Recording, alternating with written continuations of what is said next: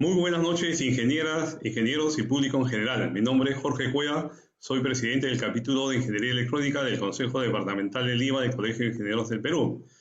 Y a nombre de la Junta Directiva y mío propio, le damos la más cordial bienvenida a su programa, La Hora I. Es un programa dirigido por el capítulo de Ingeniería Electrónica. En esta oportunidad tenemos la presencia del ingeniero Paul Troncoso, que es vicepresidente del capítulo de Ingeniería Electrónica y va a estar como co-conductor. Hoy día tenemos el tema ventiladores pulmonares, tecnología y prácticas clínicas. Y nos acompaña como invitados a miembros integrantes del Comité Especializado de Tecnologías para la Salud. Nos estamos refiriendo de su secretario, el ingeniero Luis Vilcaguamán. También tenemos como invitado al doctor Javier Tobar, que es miembro del Comité Especializado de Tecnologías para la Salud, del capítulo de Ingeniería Electrónica. El ingeniero Luis Vilcaguamán es ingeniero, tiene PhD en Ingeniería de la Universidad de Orleans, Francia, máster en Ingeniería Biomédica por la Universidad Federal de Santa Catarina, Brasil, ingeniero mecánico de la Pontificia Universidad Católica del Perú. Es consultor y asesor en tecnología para la salud con experiencia de 25 años en el sector salud, investigador en Ingeniería Biomédica y especialista en gestión de tecnologías de la salud. También es miembro de la EMBS, IFMB, ACCE, Coral, APBIO, también URSI, y es autor de libros y conferencista internacional. El doctor Javier Tobar es doctor en salud pública, es médico especialista en anestesiología y medicina interna, profesor principal de la Facultad de Medicina de la Universidad Nacional Mayor de San Marcos en pregrado, farmacología y posgrado, docente y es coordinador del doctorado en medicina, miembro del Instituto de Ética en Salud de la Universidad Nacional Mayor de San Marcos, investigador en CONCITEC. Bueno, tenemos a dos miembros del Comité Especializado de Tecnología para la Salud, a quienes damos la más cordial bienvenida y voy a darle el uso de la palabra al ingeniero Luis Vilcaguamán para que dé su saludo y su presentación. Adelante, ingeniero Luis Vilcaguamán. Muchas gracias, Jorge. Buenas noches con todos. Es un gusto estar aquí para presentarles este tema de ventiladores pulmonares, el cual ha sido motivo de discusión y de desarrollos también en los últimos tiempos. Yo tengo una presentación aquí que voy a compartir pantalla. Entonces, en primer lugar, siempre que se habla de dispositivos médicos, es bueno dar una mirada al desarrollo de esta tecnología, ¿no? Cómo surge y cuáles han sido las generaciones en este proceso de desarrollo, que en este caso es muy dinámico. Y por ejemplo, aquí tenemos una de las tantos modelos de ventiladores pulmonares, desde el cual ya se comenzó a incorporar el tema de mecánica respiratoria, ¿no? Ya no solamente es ventilación, sino también un análisis de la mecánica respiratoria, lo cual a la larga ha sido muy útil. Bien, en el curso en el que pensamos dictar el tema de ventiladores pulmonares, pues estos temas estarán presentes. Bien, también es bueno decir que la ventilación pulmonar tiene dos formas. Bien, la más conocida es la ventilación por presión positiva, pero también existe ventilación por presión negativa, al cual tal vez se le ha prestado poca atención, pero desde el punto de vista tecnológico existe y tiene sus aplicaciones interesantes.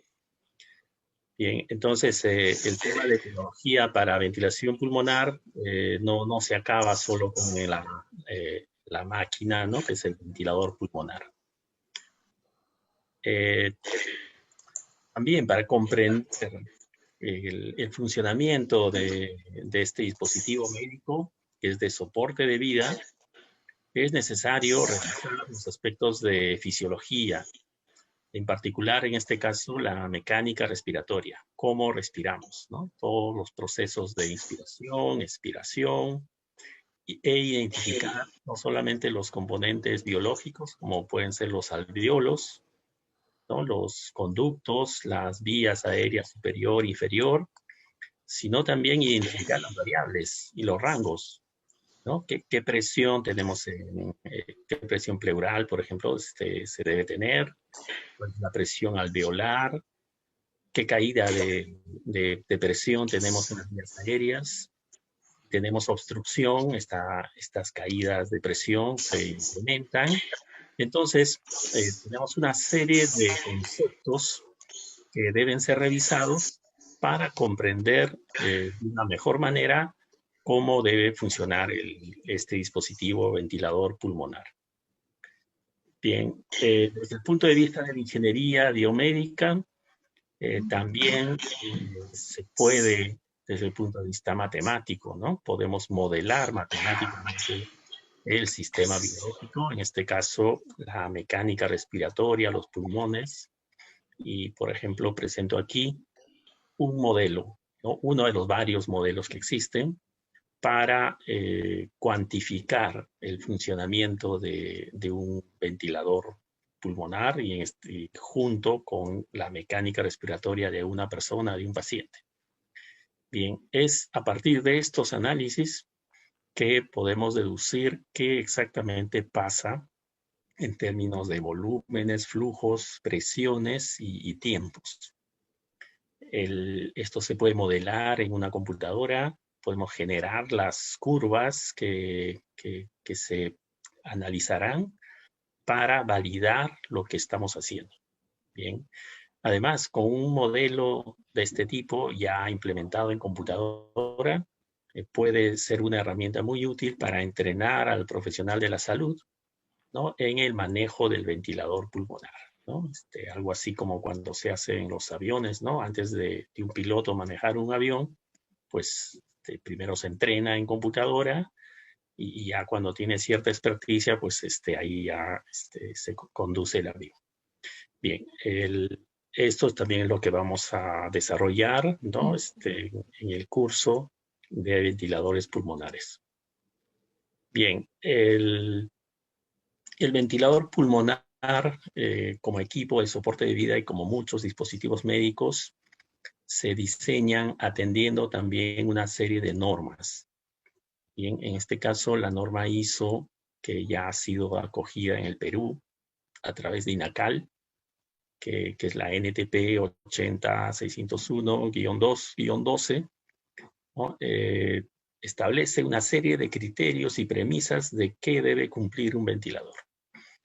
Bien, es una de las normas muy importantes y desarrolladas, acogidas y traducidas al español hace muy poco, hace 3 meses. Bien, entonces, en estas normas se establece que el ventilador pulmonar es un equipo médico eléctrico, ¿no? Destinado a ser utilizado en un entorno que ofrece atención especializada a pacientes. Estamos hablando de una atención especializada, es decir, por profesionales de la salud entrenados y que, dicho sea de paso, en esta pandemia, pues hemos visto que la pandemia en muchos momentos ha superado, ¿no? la cantidad tanto de dispositivos médicos como de profesionales de la salud en este tema. Esta atención especializada, entonces, es para pacientes que se encuentran en condiciones desfavorables, ¿no? Y que obviamente se intenta revertir esa situación. Estos pacientes pueden requerir atención integral. En este entorno no solamente está el ventilador, están unos otros dispositivos también que conforman todas las herramientas para atender estos casos. Bien, ese es el contexto en el que también se debe analizar para entender de una forma correcta cómo debe funcionar y cómo debemos operar un ventilador pulmonar. Bien, el ventilador tiene distintos modos ventilatorios. Por ejemplo, el controlado por volumen, también se tiene el controlado por presión, y cada uno de estos modos ventilatorios generan respuestas y curvas que indican cómo está funcionando. Bien, el operador o el diseñador de ventiladores pulmonares pues debe analizar correctamente estas curvas, pues establecen límites. Es decir, por ejemplo, si superamos una presión límite, podemos estar dañando alvéolos, ¿no? Dañando pulmones, y eso no debe permitirse. También es necesario entender los aspectos patológicos de la mecánica respiratoria, en el sentido de que, por ejemplo, se tienen flemas, se tienen alvéolos colapsados, y podemos aplicar una serie de procedimientos en términos de presión, flujos, para intentar recuperar alvéolos, por ejemplo, o crear algún efecto físico de beneficio para el funcionamiento del pulmón. Bien, entonces, la revisión de los modos ventilatorios es parte del curso que se va a brindar. También debemos dar una mirada a la operación de estos equipos, ¿no? Y esto pasa por mantenimientos.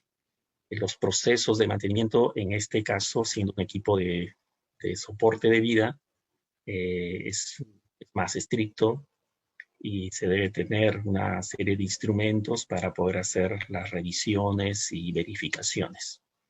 Para esto existen no solamente procedimientos, sino también normas que establecen criterios. Por ejemplo, aquí, solo para mencionar algunos aspectos, ¿no? El tema de resistencia a tierra, ¿no? ¿Cuánto debe ser? ¿Cuánto se admite como corriente de fuga que todo dispositivo eléctrico tiene? Pero en este caso, como soporte de vida, pues hay límites que las normas establecen. Bien, verificar los modos ventilatorios, verificar las exactitudes de los sensores, de si están midiendo correctamente las variables. Bien, porque esta información es la que se usa para evaluar al paciente o para generar alarmas, y entonces esta exactitud debe ser revisada y garantizada. Bien, están las partes también del equipo, ¿no? No solamente es el equipo como ventilador, sino también la mezcla de gases, ¿no? Los distintos, digamos, elementos de la línea de gases. Bien, el tema de verificación metrológica también es uno de los aspectos que hay que considerar en este caso. Asimismo, estos equipos pues requieren ser utilizados con algunos otros. Algunos son accesorios, pero algunos son muy importantes. Por ejemplo, los humidificadores, ¿no? Los nebulizadores. Son equipos adicionales que hacen un conjunto para atender al paciente. Bien, por otro lado, también se debe revisar ya en la operación y en el diseño de estos dispositivos las normas. Por ejemplo, en este caso, la norma de seguridad eléctrica, ¿no? Que también es una norma acogida por el INACAL, el NTP 60601-1. ¿No? En esta norma se establecen una serie de criterios a cumplir desde el punto de vista eléctrico, que en este caso, por ejemplo, dado que el ventilador tiene corrugados y contacta directamente al paciente, este equipo tiene partes entonces aplicadas, ¿no? En contacto con el paciente. Y en ese sentido, cada hospital debe elegir, ¿no? y seleccionar y hacer una clasificación de riesgo. Por ejemplo, en este caso, si el ventilador es para ser usado en una aplicación, digamos, de contacto con el paciente que no incluye al corazón, entonces se clasifica como un equipo BF, ¿no? Desde el punto de vista eléctrico. Bien, y eso implica el cumplimiento de una serie de requerimientos. Bien, pero si fuera por algún otro análisis, alguna otra aplicación que el equipo es clasificado como de una aplicación cardíaca directa, ¿no? Por alguna razón se considera que fuera así, entonces tiene una otra aplicación, otra clasificación y debe cumplir una otra serie de requerimientos. Bien, en esta norma también, y es igual para muchos dispositivos médicos eléctricos, es necesario revisar el tema del microshock eléctrico, ¿no? Son esas descargas de carga eléctrica estática que generan los equipos y que si no se tiene apropiado pozo a tierra, ¿no? Estas corrientes pasan por el paciente, por ejemplo, en caso de una cirugía, ¿no? En cirugía el paciente está soportado con un ventilador y entonces esta descarga eléctrica puede producir efectos como, por ejemplo, fibrilación del corazón y se perjudica al paciente, ¿no? Desde el lado tecnológico. Bien, entonces esta norma establece requisitos a cumplir en corrientes de fuga, ¿no? Para una clasificación BF, por ejemplo, el equipo debe máximo generar 100 microamperios de corriente de fuga. Eso hay que verificarlo, medirlo, ¿no? Con decirles que un multímetro normal del que conocemos no sería capaz de medir este rango de corrientes. Tiene que ser un equipo especial para poder medirlo. Y esto garantiza la seguridad del equipo para no perjudicar al paciente. Muy bien, eso es una revisión rápida de lo que tendríamos en el curso de ventiladores pulmonares. Gracias. Ok, gracias, ingeniero Luis Caguamán. Le damos el pase al ingeniero Javier Tobar. Adelante. Buenas noches, señores ingenieros, señores médicos, público asistente. Agradeciendo primero al Consejo Departamental de Lima, el Colegio de Ingenieros del Perú, en esta presentación, en la hora I, al curso que llegamos en los próximos días o en las próximas semanas. El tema que me toca es ventiladores pulmonares, tecnología en la práctica clínica. Pasaremos a relatar lo que nos compete. La pandemia por el virus de SARS-CoV-2 ha cambiado abruptamente la vida de las personas, la cual gira en torno a ellas las noticias, el quehacer diario, así como el trabajo realizado por los profesionales de la salud, siendo los mayores retos el frente de batalla en las unidades de terapia intensiva. En estas unidades participan médicos de diferentes especialidades, de sala de operaciones, de UCI, emergencia, y profesionales de la salud como son las enfermeras, los tecnólogos médicos, obstetras, nutricionistas. Y tienen un rol tan importante como los demás profesionales, los ingenieros, en este caso los electrónicos, los biomédicos, electromecánicos y algunos de ambiente también. Tenemos que ver medicamentos, la pureza del oxígeno, porque es importante para el funcionamiento de estos equipos ventiladores pulmonares, el material médico, los tubos endotraqueales, los coaguados que sean adecuados y que no haya fugas, los filtros de los diferentes equipos, y bueno, por supuesto lo que nos toca, ver la tecnología y la práctica clínica. Para encerrar un poquito el tema, los objetivos de la ventilación pulmonar es una ventilación artificial. Lograr una adecuada ventilación alveolar, eliminar el CO2 y mantener los niveles deseados de presión arterial de CO2. Lograr una buena oxigenación arterial, entregar el oxígeno y mantener niveles deseados de presión arterial de oxígeno.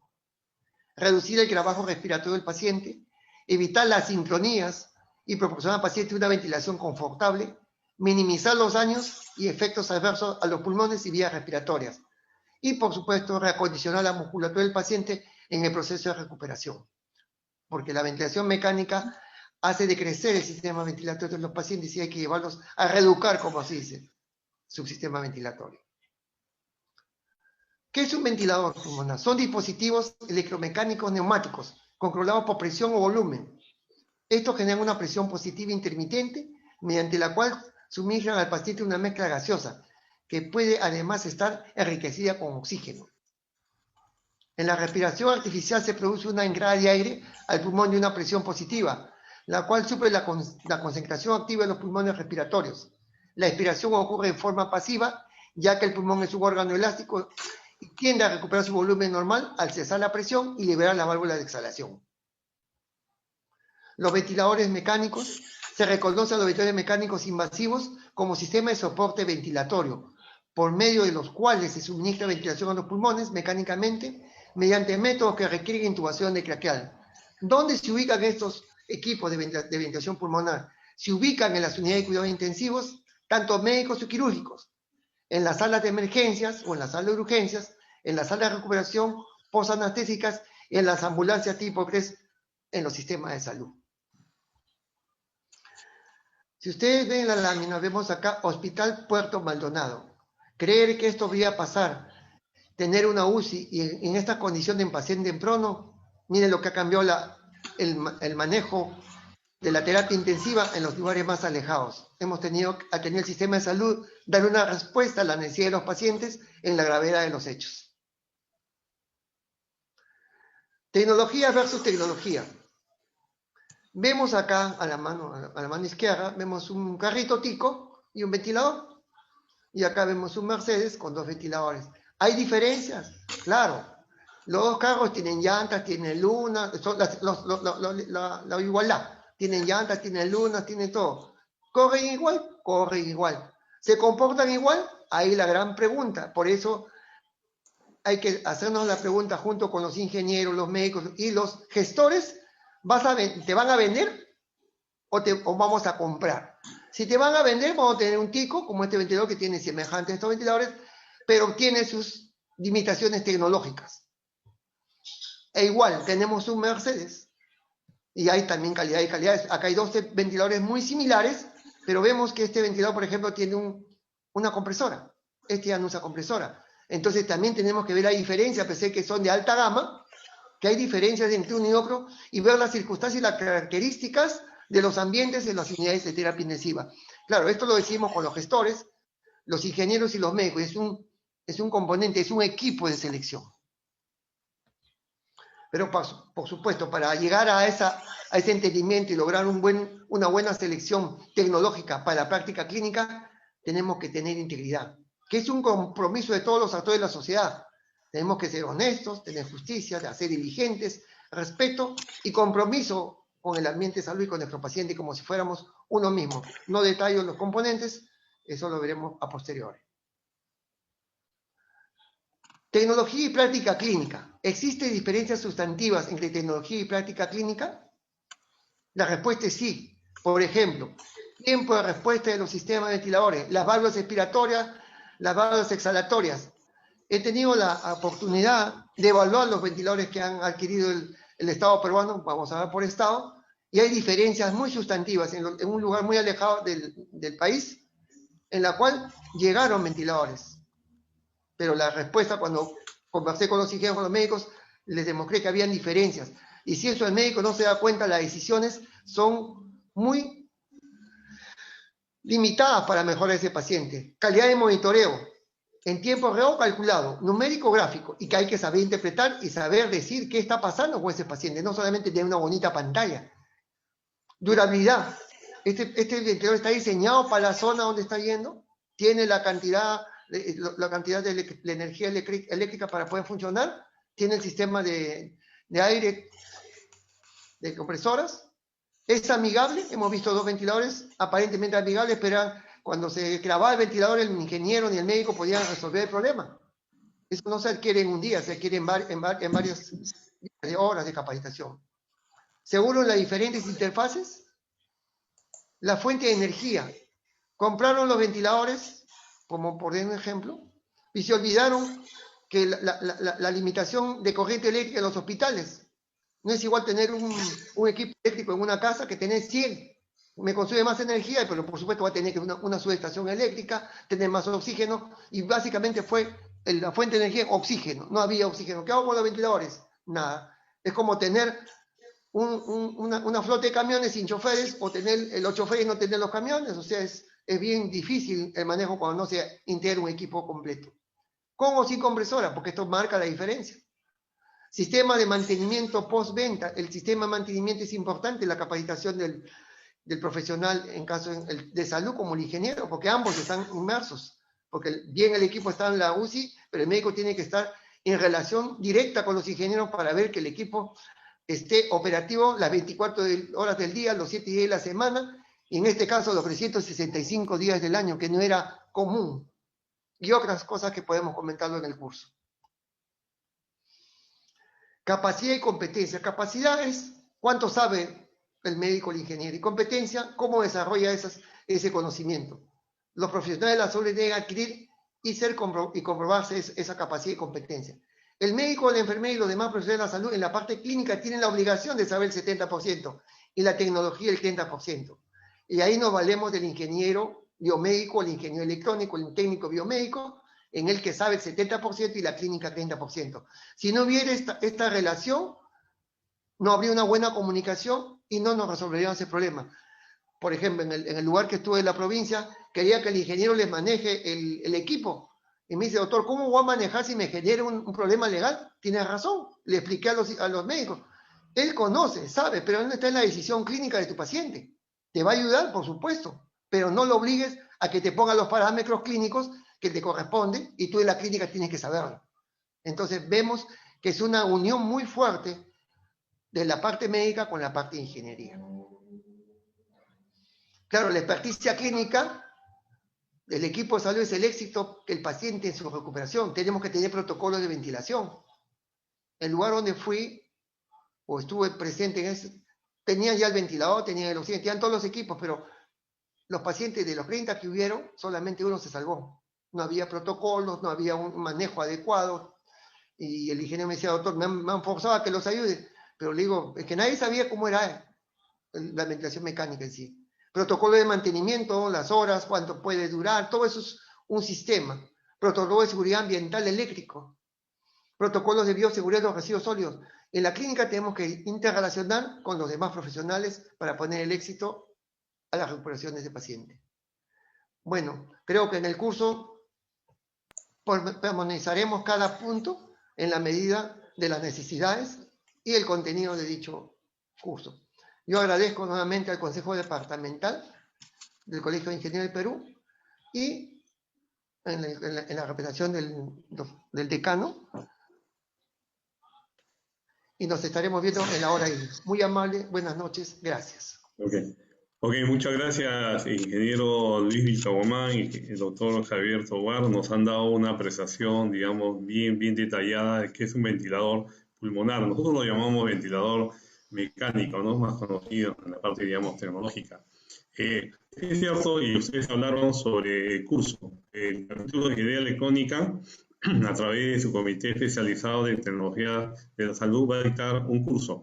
Este curso va a ser a los ingenieros de telecomunicaciones, ingenieros biomédicos, ingenieros electrónicos del capítulo de Ingeniería Electrónica, y lo vamos a desarrollar el día 19, el día 21 y terminaremos el día 24. Van a ser 8 horas donde van a estar el ingeniero Luis Vilcabomán y el doctor Tobar, expresando toda su experiencia, su expertise con referente a ventiladores pulmonares. Como nosotros en la hora I siempre hacemos preguntas, seguimos a los expositores, vamos a hacerlo ahora a través del ingeniero Paul Troncoso. Adelante, ingeniero Paul Troncoso. Algunas preguntas para los invitados. Ok, gracias, Jorge. Igual también agradeciendo a Luis Vilcabomán y a Javier Tobar. En un poquito tiempo nos han dado un panorámico bastante grande de lo que ahora con el nombre exacto, ventiladores pulmonares, no ventiladores mecánicos. Han hecho una exposición bastante clara y muy didáctica, le llamo yo. Me tomo las últimas palabras del doctor Javier Tobar, que él habló sobre los temas del ventilador mecánico y el mecánico invasivo, dijo, o ventilador pulmonar invasivo y ventilador no invasivo. Y a mí me gustaría, un poco para ilustrarnos a aquellos cuando somos expertos en ventiladores pulmonares, cuál es la diferencia. Claro, el término invasivo entiende que es la penetración de algún instrumento o elemento dentro del cuerpo humano, pero ustedes que conocen mejor, tanto el doctor Javier Tobar como Luis Vilcabomán, ¿Nos pueden explicar con claridad esa terminología y cuál es la gran diferencia entre uno y otro? O sea, aquí en el país tenemos ya un modelo, un tipo de ventilador invasivo y ventilador no invasivo. A ver, les doy primero la palabra a Luis y luego a Javier. Adelante, Luis. Claro, Paul, gracias. Sí, tenemos procedimientos no invasivos para terapias ventilatorias y también procedimientos invasivos, ¿no? El ventilador pulmonar, como se dijo, pues requiere una intubación. Esa es la invasividad, ¿no?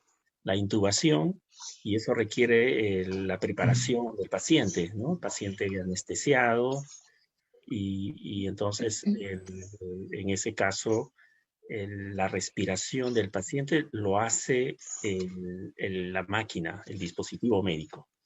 En esa situación, prácticamente se podría decir que la vida del paciente depende del funcionamiento de la máquina.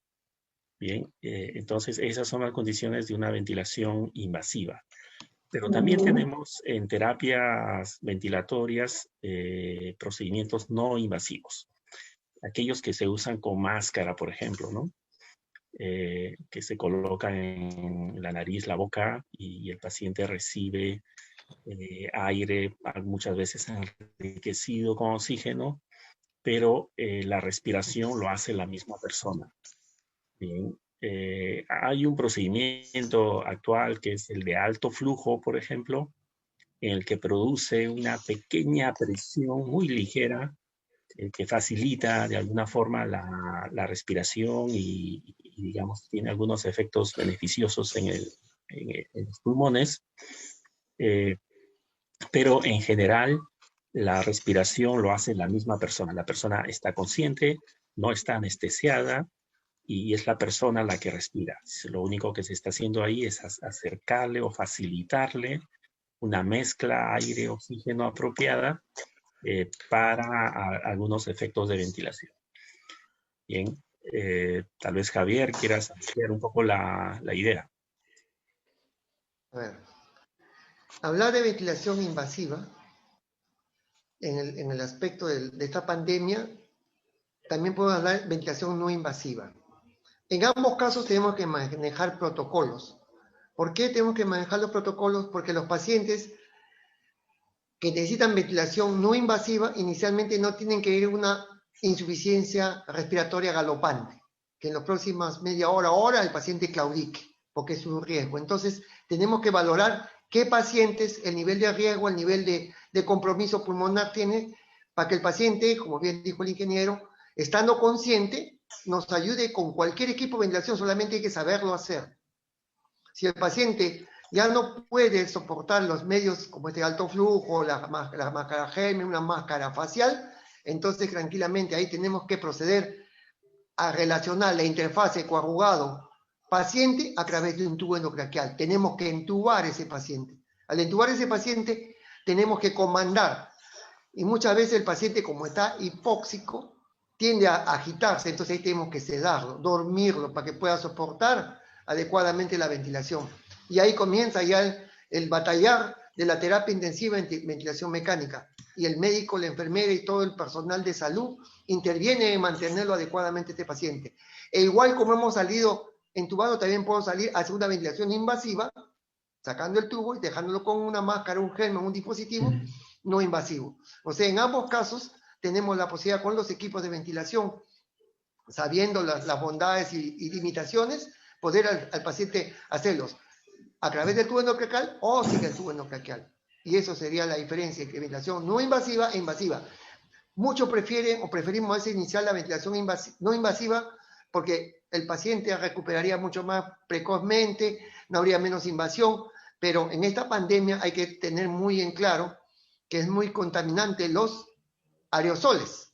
Entonces, en una función no invasiva, los aerosoles, si el ambiente no es el adecuado en cuanto a la circulación de aire, al flujo de aire, los recambios de aire en el ambiente, bueno, lo salvamos probablemente al paciente, pero tenemos a nuestros profesionales, todos incluidos ingenieros, médicos, a posibles contaminaciones y no nos podemos dar el lujo de perder profesionales altamente capacitados en medio de una pandemia, toda vez que los pacientes dependen de ese profesional para mantener operativas las unidades de terapia intensiva. Eso sería cuanto les puedo agregar. Gracias.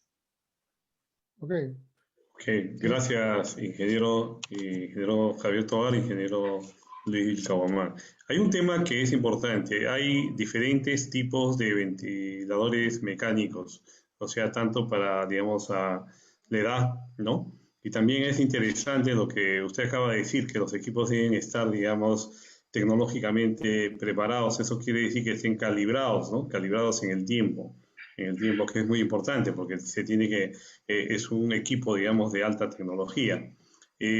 Referente a este tipo, quería hacer la consulta, ¿cuál es la etapa más crítica, digamos, en el proceso de ventilación, de ventilación al paciente? O sea, ¿cuál es la etapa que debe, toda la etapa es lógicamente delicada, ¿no? Pero ¿cuál es la que debe tener mayor, digamos, atención? Doctor Tobar.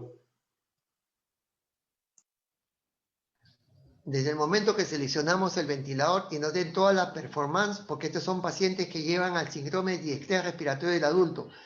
¿Qué significa un síndrome de estrés respiratorio del adulto? Es un paciente cuyo pulmón se pone duro. Entonces las presiones que tenemos que alcanzar son altas y tenemos que monitorizar, porque no podemos pasar de una presión pico de 35 o una presión plató de 30, porque lo único que podemos contribuir es hacer daño pulmonar. Entonces, el seleccionar un equipo, básicamente no dejamos ya lo básico, tenemos que ser alta gama. Se puede comenzar con un básico, pero tenemos que tener una alternativa cuando estos pacientes ya entran a un síndrome de estrés respiratorio severo, y generalmente casi todos están en un síndrome severo. Por eso que se han adquirido equipos de alta gama, entre comillas, pero su tecnología dista, como les dije, un Tico con un Mercedes. Si pongo una pista de 200 kilómetros, para los ingenieros que les gustan los cálculos, recorren 200 kilómetros, a 200 kilómetros, si la pista y no hay aire y nada, van a correr normal, llegan los dos igual. Pero basta que hagan una turbulencia, como ocurre en los ventiladores, ese Tico comienza a tambalear y se sale de la pista. Entonces es la comparación que le hago a los médicos, a las enfermeras. O sea, no es tener un ventilador, sino saber con qué ventilador, con qué equipo contamos, porque si el equipo no nos brinda la seguridad o la confianza para poder cambiar los parámetros, nosotros tenemos que estar atentos para optimizar lo poco o mucho que se puede hacer con ese equipo. O sea, no hay ventilador malo, sino que hay veces que estamos inexpertos. Última tecnología tampoco no va a hacer nada. Yo a veces con un equipo de no alta gama, pero conozco bien los procesos de ventilación mecánica y la fisiopatología del paciente, puedo hacer mucho y muchos pacientes se han salvado así. Pero es un problema de capacidad y competencia de los profesionales, no solo médicos, sino de todas las enfermeras y los ingenieros, para que resuelvan los problemas también en cuanto a la tecnología y la calibración de estos equipos que necesitan. Gracias. Una pregunta, si me permite, Paul. ¿Hay personal, digamos, suficiente para todos estos ventiladores pulmonares? Sería la pregunta. El tema es que año a año hay especialidades médicas y las especialidades médicas se preparan para cubrir cardiólogos, neumólogos. La terapia intensiva tiene un número limitado de vacantes, porque no había hay una demanda, pero no en la magnitud que ha hecho esta pandemia. Tanto es así que se ha extendido, ya no solamente que participen los médicos de terapia intensiva, sino los médicos anestesiólogos, porque la terapia intensiva también se da en anestesia, en sala de operaciones, los de emergencia, e inclusive ya han entrado cardiólogos, neumólogos que muchas veces ya se han desfasado en el manejo ventilatorio. Entonces, decirle, no ha habido el personal suficiente y en los próximos años se tiene que ajustar, y eso ya el CONAREME, o sea, el Consejo Nacional de Salud, ha tomado la previsión. Ok, si me permite, creo que se fue la señal. En la gama que tiene el país, y en esta pandemia, por razón, no estábamos libres de la pandemia. Eso es cuanto les puedo comentar. Ok, gracias, doctor. Adelante, Paul. Ok, tomando la última intervención del doctor Tovar, están hablando, igual también lo mencionó Luis, en el tema de la operación de estos equipos, los ventiladores pulmonares. Hablaba de la exactitud de los, digamos, de todos los sensores, todos los equipos de control, la mezcla de los gases, y en general, todo eso bueno, la gente que trabajamos en la parte, digamos, que no tenemos que ver con el tema de salud, hablamos de operación y mantenimiento, el OIM. Igual, la pregunta va tanto para Luis como para Javier, en el sentido de si es que efectivamente dentro del conjunto de todo el equipo, que exactamente es un equipo entre médicos, ingenieros y tecnólogos, están preparados o ya tienen de repente ya la preparación hacia adelante, el mecanismo de cómo pueden entrenarse o hacer una preparación oportuna y buena en todo lo que es operación y mantenimiento de estos ventiladores pulmonares. Adelante, Luis. Y Paul, sí, gracias. Bueno, tu pregunta es muy interesante. ¿Aló? ¿Se fue la señal? Sí, tu pregunta decía es muy interesante porque apunta a una deficiencia que arrastramos hace muchos años. El sistema de salud, en este esquema de tener una oficina de mantenimiento y ingeniería, que en dónde está, ¿no? Siempre entre los ingenieros bromeamos con esto. ¿En dónde está esa oficina? Normalmente en el sótano. Bien, no tiene capacidad de gasto. Cualquier presupuesto ligado a esta oficina, pues siempre con las urgencias que tiene el hospital, se derivan a otras cosas.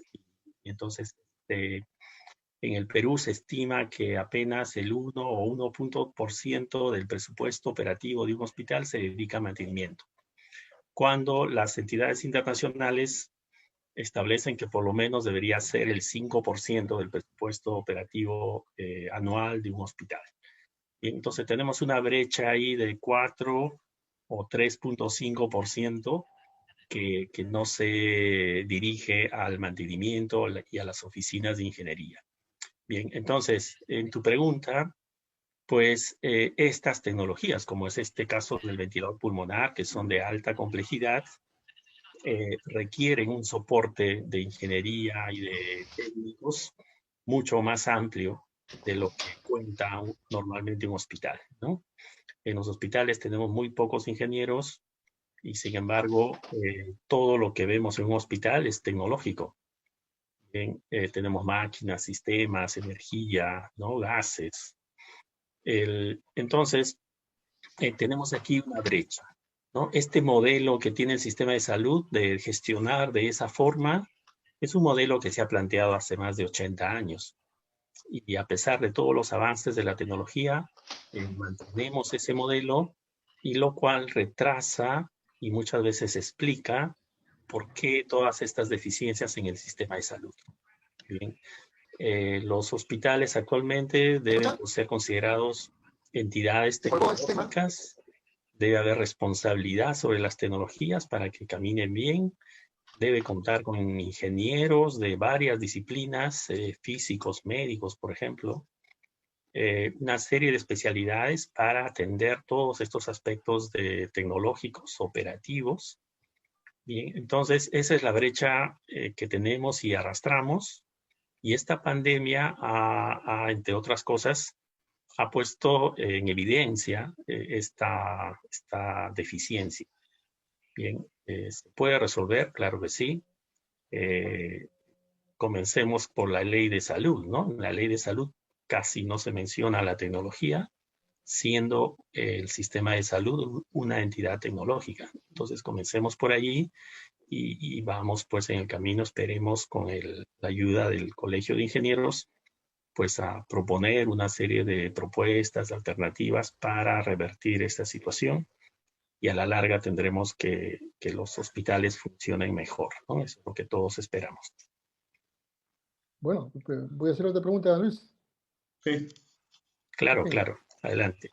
No, igual, lo último que has comentado, efectivamente lo he dicho muy claramente, hay una brecha enorme en todo lo que es tal vez en general el tratamiento de la parte técnica, netamente técnica, con los temas de los ingenieros, los técnicos que manejan, operan y hacen funcionar los equipos como debe ser. Y podemos ir un poco más atrás, a la parte formativa, a la parte de la capacitación. La parte formativa, a ver si nos puedes ilustrar cómo está el tema a nivel de las universidades o de los institutos también, ¿no? Que de repente están formando o no están formando este tipo de personal, que eso hoy día, como tú lo has dicho, la pandemia nos ha desnudado, nos ha dicho que tenemos una deficiencia y la brecha es bastante grande, muy grande. O sea, ¿cómo está ahorita el enfoque? O cómo en todo caso, a tu juicio, cómo debería estar el enfoque para un poco intentar cerrar la brecha o achicar la brecha en lo que es tema de capacitación.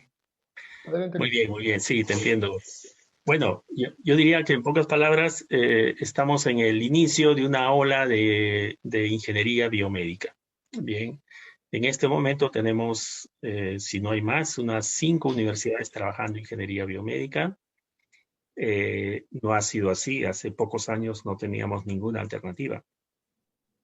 Actualmente sí, y no solamente en Lima, en todo el país, Arequipa, norte, en fin, hay mucho interés en el tema de ingeniería biomédica como profesión, no solamente como tema, ¿no? Porque puede ser un tema de estudio de alguna especialidad, pero ya se está viendo como una profesión, como realmente es. La ingeniería biomédica en el mundo, pues, existe desde hace 80 años, ¿no? Más o menos. Entonces, es una de las profesiones que nos faltaba.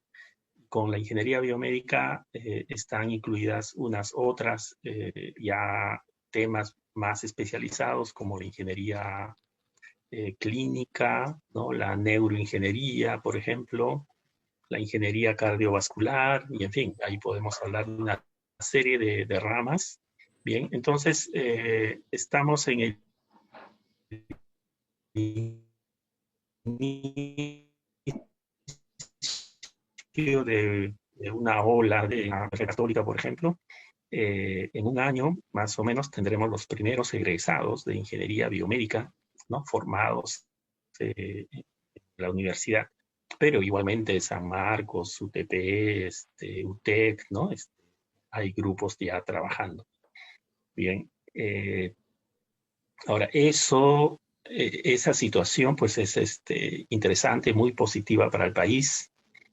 Son este grupo de profesionales que van a terminar de hacer el cambio en el sistema de salud, ¿no? Esa es la apuesta que se tiene. Y lo que podemos hacer en este tránsito, pues es ayudar a fortalecer las políticas, institucionalizar, ¿no? La presencia de los ingenieros en el sector salud.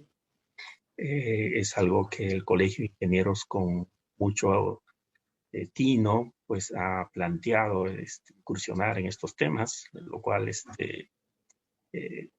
se nota que estamos comenzando a producir grandes cambios en el país, ¿no? Entonces yo veo muy positivo el panorama en el tema de ingeniería para hospitales y todas sus ramas, ¿no? Incluido hasta arquitectura para hospitales, por ejemplo. Bien, ingenieros hospitalarios, ingenieros clínicos, ingenieros biomédicos, físicos médicos. Entonces, todo ese grupo de especialidades van a ir fortaleciéndose en los próximos años. Bien, eso va a ser grandes cambios y por tanto el sistema de salud va a fortalecerse. Esperemos, bueno, ahora es cuestión de tiempo. ¿Lo queremos hacer rápido o lo queremos hacer paso a paso? Pues ahí dependerá un poco de cómo nos movemos en estos días. Bien. Ok, muchas gracias, ingeniero Luis Vizcarroma. Como dices, esta junta directiva tomó, digamos, las riendas de la salud como parte, digamos, de nuestro plan de trabajo. Y justamente se ha conformado a través del Consejo Departamental de Lima el Comité Especializado de Tecnologías para la Salud, y donde justamente los miembros son, digamos, ingenieros electrónicos, ingenieros mecánicos eléctricos, ingenieros de sistemas, ingenieros economistas también hay. También tenemos ahí profesionales de la salud, médicos, ¿no? Total que este es un comité, digamos, multidisciplinario, que están viendo esos temas que estás diciendo, en el fin de sacar lineamientos. Creo que los lineamientos ya se están digamos, consensuando, ¿no? Tenemos, digamos, miembros, digamos, que conocen la salud, o sea, están metidos en la salud, trabajan en salud, y eso es bueno. Con referente, digamos, a lo que nos compete a nosotros como capítulos, también es la formación profesional. Y en base a eso hemos organizado y estamos organizando, como les he dicho, el día 19, el día 21 y el día 24 van a estar, digamos, en un curso sobre ventiladores pulmonares, tecnología y la parte, digamos, la parte de médica, ¿no? Cómo se realiza, y creo que hoy han expuesto ustedes ampliamente, digamos, qué es lo que van a tocar, los tópicos principales, y están todos invitados los ingenieros mecánicos, perdón, ingenieros de telecomunicaciones, ingenieros electrónicos, ingenieros biomédicos, para que se inscriban. Oportunamente sacaremos el flyer. Y también con el ingeniero Vilcahuamán estamos viendo un curso de especialización, justamente en ingeniería biomédica. Ya hay un temario, estamos consensuando esto para, digamos, no solamente para que sean los ingenieros de Lima, sino también a nivel nacional, ¿no? Como dice usted, que falta, digamos,